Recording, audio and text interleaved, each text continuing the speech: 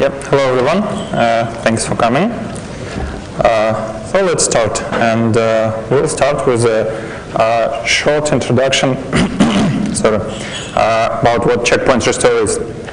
So here in this talk by checkpoint restore, I will mean an ability to take an application running on a Linux machine, to take its state, to snapshot it, to save it in some form on a disk, in the files, so that we can later take these image files and restore the original application in the very same state as it used to be before, at the moment we did a checkpoint.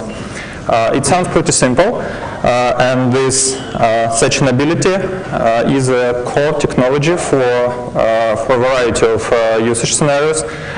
For example, this can be used for applications live migration, when you take an application on one machine, checkpoint it, then copy the files on some other box, restore it there, and it continues running as if nothing has happened, just a small delay in operation. At Parallels, we use this feature for live migration as well. We also use this for so-called bootless kernel upgrade. It's a feature which works like we take applications, well, it's a containers in our case. We take these containers, we save their state, then we change the kernel with the kexec system call, and when a new kernel is up and running, we restore the containers from the initial state. From their point of view, nothing has changed but the kernel, but everything remains intact. It can, in theory, be used for application startup boost. For example, if you have some application which starts up slowly by initializing some internal state, caches, or similar, you can make this slow startup once, then save a state and restore it from the state on the restart. Similar functionality for virtual machines is used for periodical snapshots of these virtual machines. It will be able to do the same with just Linux processes or containers. And we have not request, but we've seen interest from people working in HPC area that they need this as well for example, load balancing. So. It sounds pretty appealing, and you might ask whether it's possible to do all these nice things right now in Linux. And if you ask this, then the answer would be yes, almost yes. We're very close to it, and with this talk I will try to answer the question, how will we be able to do it, how close we are to it, and what has happened since the very first days of the feature. So the roots of the project can be traced back to the 2005 when we first released the OpenVZ project. This project had this checkpoint restore feature from the very beginning. It was the all-in-kernel implementation. It was a big kernel model which did all we need. Later on, when we started submitting our functionality upstream, in several years, we've came to a state when we need to have checkpoint restore upstream, and by that time it turned out there are other parties which are interested in this as well. For example, IBM people were interested in it, people from Mosix's project, and some other guys.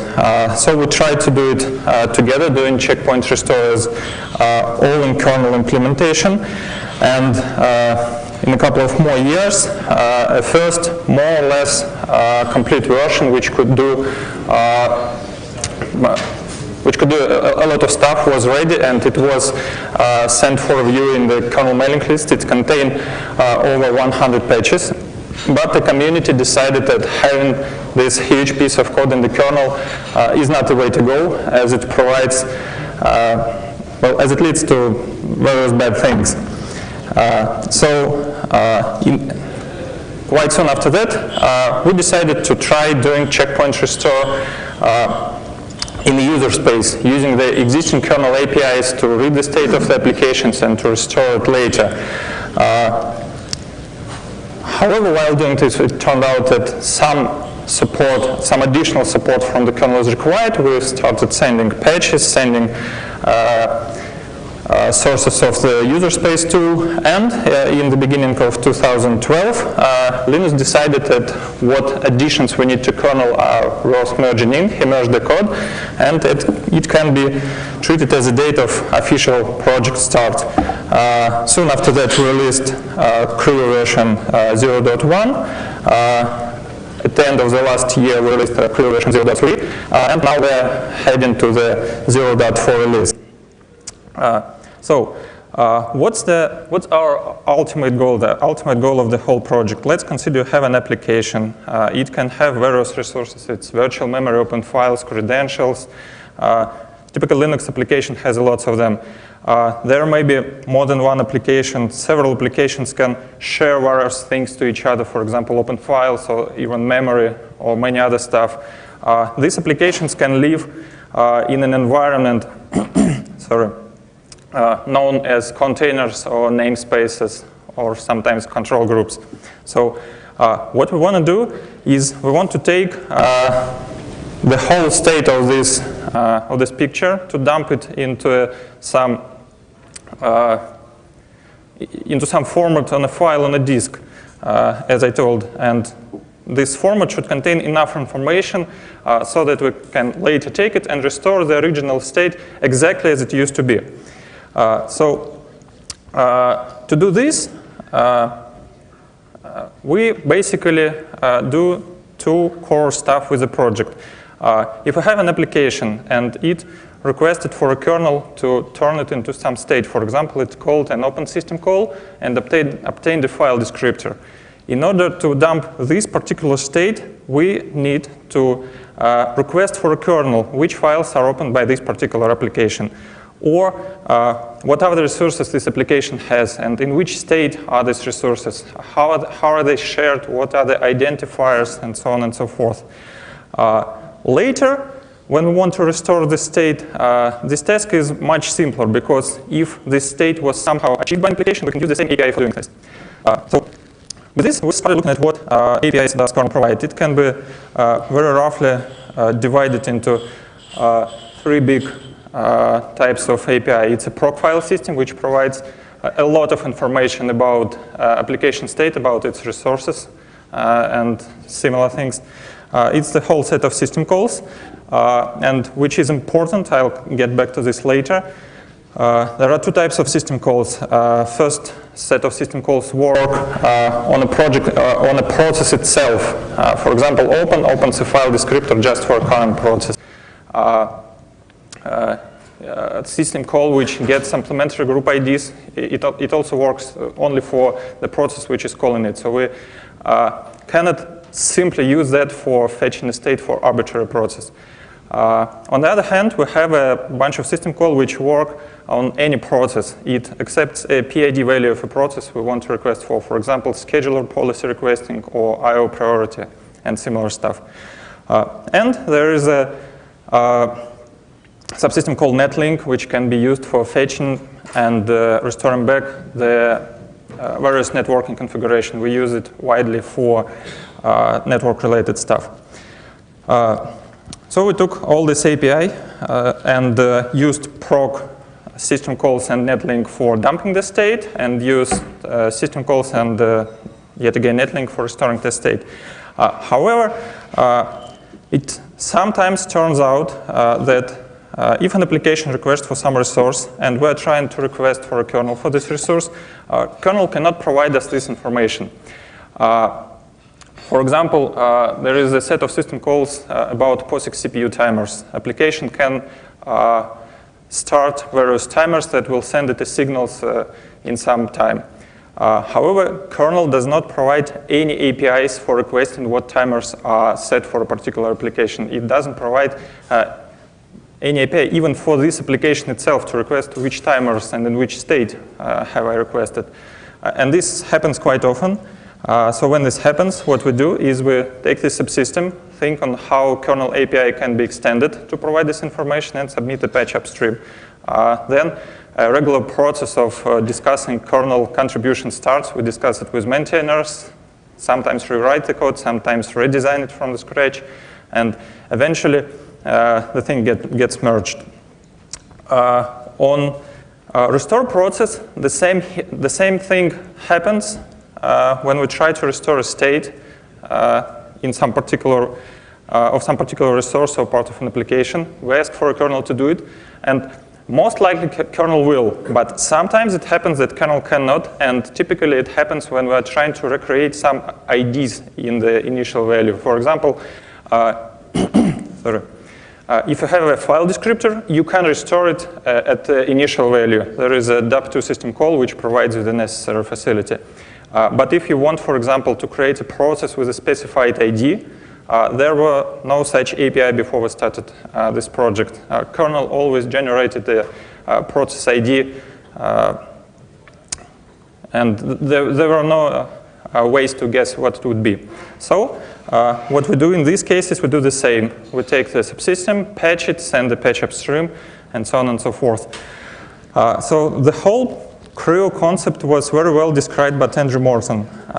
He said that it's a project which is about to perform checkpoint restore mainly from user space, which adds very reusable helper code into the kernel. So instead of one large piece of code in the kernel which does checkpoint restore, we have various bits and pieces popping up here and there in the kernel, helping the guys doing their work. So far, the kernel impact of the project looks like this. We have submitted, and this has been merged, 130 patches, something about this. Within these patches, the kernel gained 11 new features. I will shortly glance through them quite soon. And which is very important is that only one of these features was submitted by us for checkpoint restore purpose only, which means that when submitting it, we had no idea how to use this particular feature outside of the checkpoint restore feature, outside of the checkpoint restore project.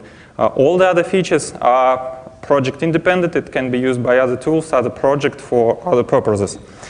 So the most interesting features which were created for the kernel. The first feature is an extension of the existing ptrace API. It was developed not by us. It was developed by Tejan Heo. But it was developed for the same purpose. He wanted to do TCP connection hijacking for some of his HPC stuff.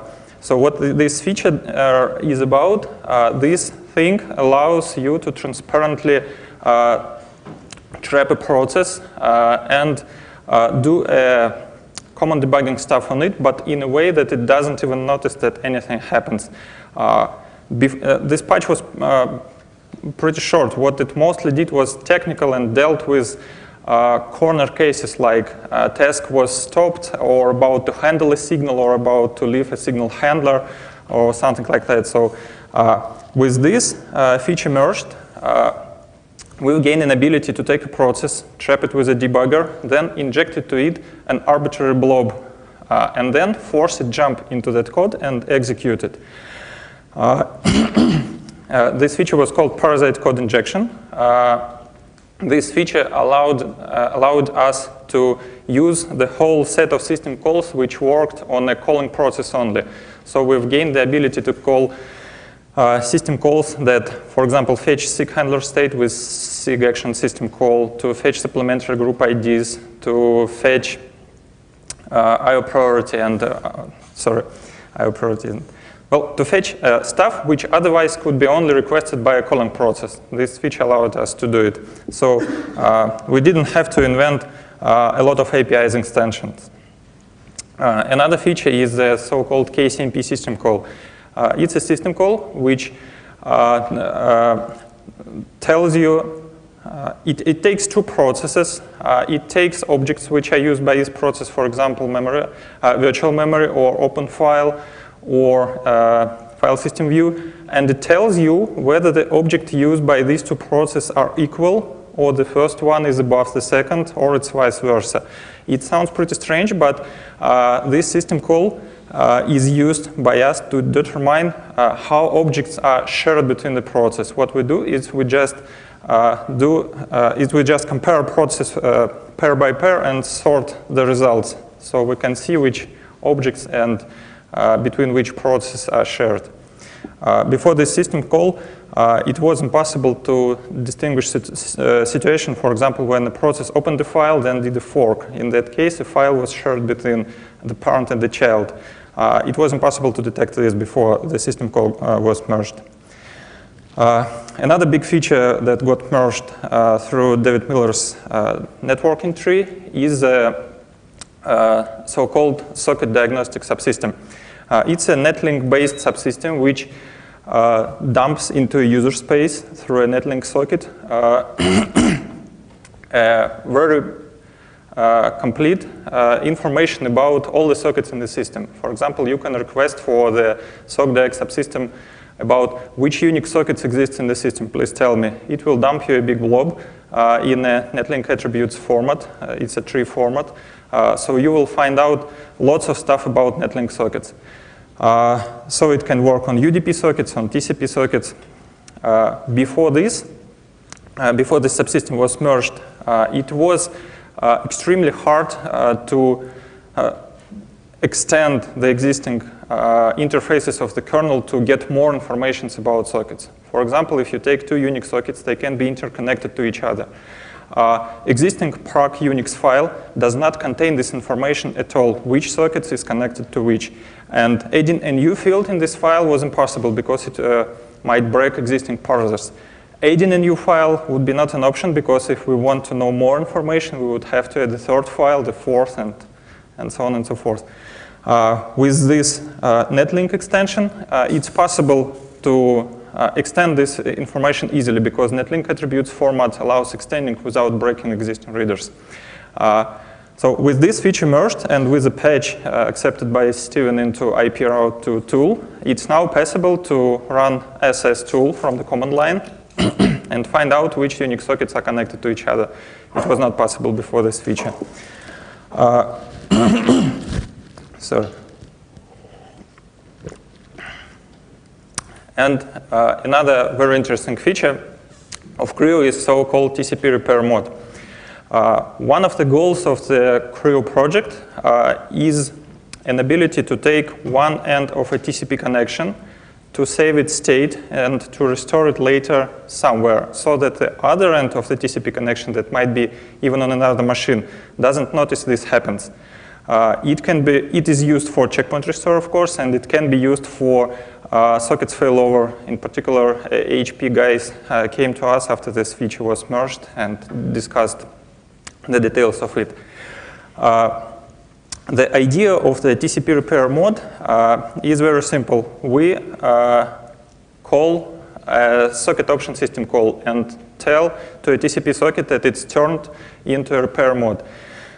Turning a socket into a repair mode means that it will no longer send any packets to a network, and it will react on any system call which changes socket state immediately without performing any protocol-specific communications. For example, if you take a closed TCP socket, put it into repair mode, then call connect, it will immediately turn into established state with the peer credentials set as provided by the sockadder argument. It will not send a SYN request, it will not wait for acknowledgements, it will do nothing, it will be just turn into that state. Or if you will close this socket, it will be closed immediately, like if you set the linger time to 0. This mode is not yet complete. It doesn't support various things like TCP timestamps and similar stuff. But what can you already do with it is save the socket state, close it, and then restore it on the same machine, unfortunately, but we're working on making it work on the generic socket. Other less interesting features, but still include extension of proc-pid FD info files. These files contain various information about file descriptors opened by process. So far, they have contained only file position and flags with which it was opened. Right now, in this file, there might be more information. In particular, for checkpoint restore, we extended several non-POSIX file engines to provide more information. In particular, it's iNotify, SignalFD, ePOL, and EventFD files. They have a very huge internal state. For example, eventfd has a counter, iNotify has watches on inodes, and so on and so forth. So these are the info files. If the respective file is one of these, it will contain more information about the state.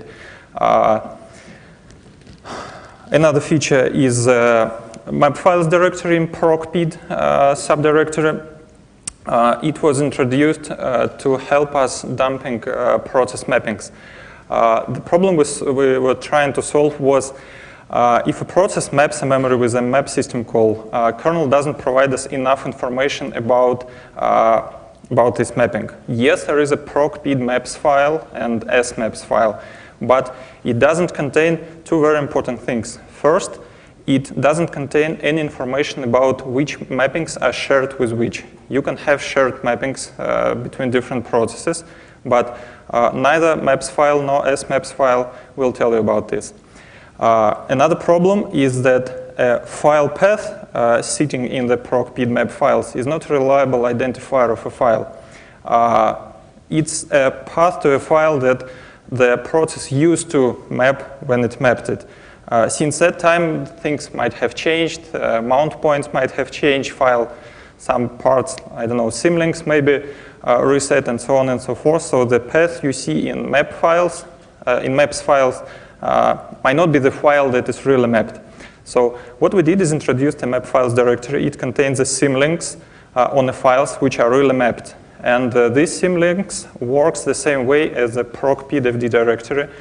You can open the symlink. It will open you the original file, even if it was overmounted or path changed or whatever it is. And then, having a local file descriptor, you can reliably find out what the file mapped is.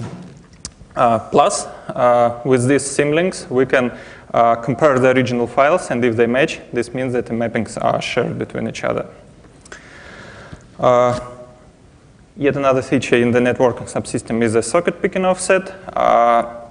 Right now, with the receive message system call, you can pick a message from a queue without removing it from there, but this picking is performed on the very first message in the queue. If you have, for example, UDP sockets with, I don't know, more than 2 packets, you cannot pick the second or the third packet. So what we did is introduced a socket option which allows you to say which message to pick. What we also did is we looked through this, all the socket options that that the process was able to set, but wasn't able to get the value back. For example, the device the socket is bound to, or the packet filter state. And we made these socket options readable as well. With this support from the kernel, the user space tool can right now do the following. It works on x86 64-bit platform and ARM. It supports arbitrary process tree with threads. It supports memory mapping of all kinds, shared private file mappings, anonymous mappings. It supports process groups, sessions, and terminals, so you can dump, for example, a screen with tasks hanging around. It supports process credentials. It supports open files and including files that are shared between processes or that were opened and then unlinked. It was quite a typical scenario for various daemons. It supports TCP, UDP, and Unix sockets. It supports basically established TCP connection. You can dump one end of the connection, then restore it back. And it contains support for LXC container environment. And what's really great about this all is all I've described above already works on the upstream kernel version 3.7. You don't need to compile a custom kernel. You can just clone the Linux tree, put some config options on, for example, this socket diagnostic subsystem. And that's it. The checkpoint restore tool will just work on it. And in version 3.8, already at Linux 3, there sits the FD info files extensions.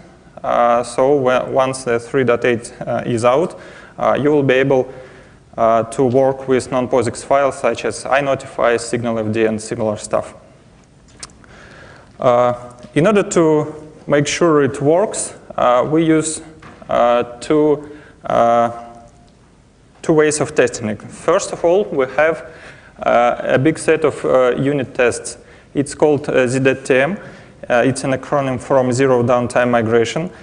It's a set of atomic tests. Each of the tests doing some small thing. For example, one test opens a file, the other test maps an anonymous memory, the third test forks a child, the fourth creates a zombie, and so on and so forth. So we run all these tests, then each of them says, okay, I'm ready, try to checkpoint me. We checkpoint this test, then we restore them back and ask for the test, has anything changed from your point of view? And after that, each test checks whether the file is still open, whether the mapping is still in place, whether the zombie still exists, and every test does what it's supposed to. It's very useful for actually for regression testing.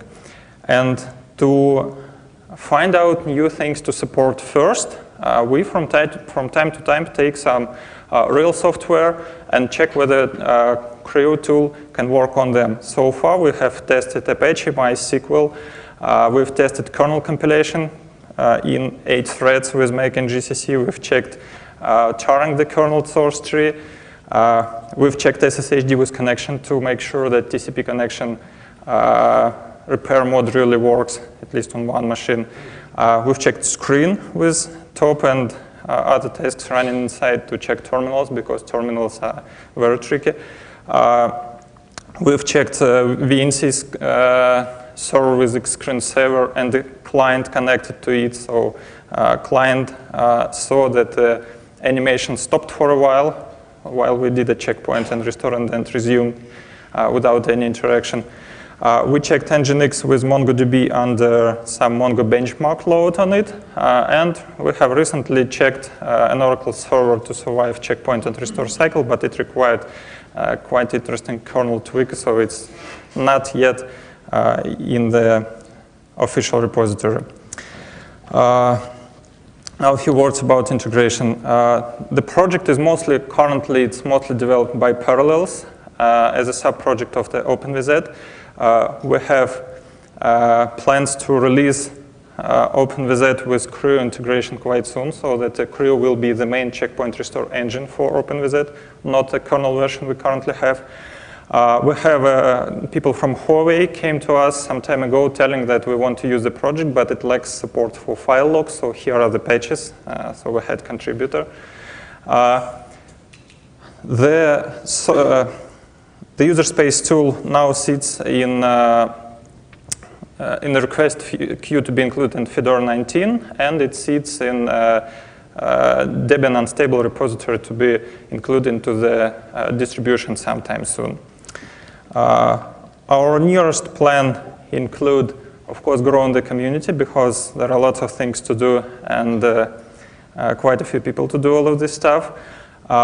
We want also to make full Linux kernel resources coverage. There are more things to be supported, in particular POSIX timers. Creo currently cannot even detect they exist, and don't dump the process, so it might break later. As I told, there is no kernel API for doing so. We have plans to properly integrate the checkpoint restore tools with the LXC project and OpenVZ project, and the latter things is about to happen quite soon. And another big development feature we're going to make is implementing the kernel support for users for user memory snapshot. It's an ability to tell the kernel, note this process and tell me which pages will it change since this moment. This is a very useful feature that can speed various things up. For example, for live migration, we can first dump the process memory, then copy it to the destination node, but not without stopping the process while doing this, so they continue operating. Then we freeze them and ask for kernel for changes only. This will reduce the downtime significantly. We've seen this in the OpenVZ. It reduces it up to 10 times. Another application of this memory snapshot is if you want to take periodical snapshots of your, for example, HPC calculation task. Currently, what you can do is only take full dumps every time, but it might take very long time if application uses very small working set. If you got interested in, I hope, you might consider visiting these resources. We have a site, creo.org, that's the main entry point. There are project news and documentation site. The user space tool is an open source tool. It's sitting in a Git repository at git.creo.org. Also, Creo mostly works on the mainstream kernel. However, there are some things which require some additional kernel patching. All these patches we need are sent to the respective mailing lists right at once, so we do not actively developing anything out of the upstream kernel. However, to make testing and usage of this thing easier, we always put these patches into our kernel on GitHub. So if you want some additional features, you might consider cloning this tree and compiling the kernel. Right now, it contains like 10 additional patches for various things. We have a Google Plus page. It's plus Creo. We have a mailing list, creo@openvz.org. And my email, if you want to talk to me, it's on the beginning. That's all I have. Thank you. If you have any questions.